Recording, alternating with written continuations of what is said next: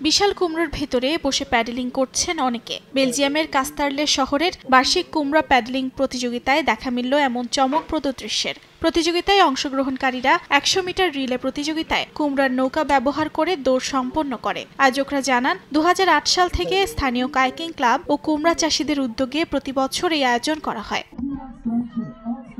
প্রতিযোগিতার আগে কুমড়োগুলো পুকুরে নিয়ে যাওয়া হয় এবং ভাসতে সক্ষম কিনা তা পরীক্ষা করা হয়। বিশেষ যন্ত্র ও মানুষের সাহায্যে কুমড়োগুলো পুকুরে নামিয়ে তার স্থিতিশীলতা যাচাই করা হয়। এরপরই শুরু হয় প্যাডেলিং রেস। আয়োজকরা পাওয়ার টুল ব্যবহার করে কুমড়ো খোলেন ও ভেতরের অংশ খালি করেন। এই প্রক্রিয়া দেখার অভিজ্ঞতাও দর্শকদের কাছে ছিল আকর্ষণীয়।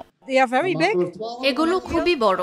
আমরা কিভাবে এগুলোর খোসা ছাড়ানো হচ্ছে, কিভাবে তৈরি করা হচ্ছে তাও দেখলাম। এটা দেখতেও দারুণ লাগলো। আর এখন তারা প্যাডলিং করছে। এমন অভিনব দৃশ্য দেখে মুগ্ধ পর্যটকরা। প্যাডেলিং করা মানুষদের আনন্দময় মুহূর্ত উপভোগ করেন তারা। পরিবারের সঙ্গে বাইরে সময় কাটানোর জন্য এই আয়োজনটি দারুণ বলেও জানান আগত দর্শনার্থীরা। অর্জিতা সোহেজিন, সময় সংবাদ।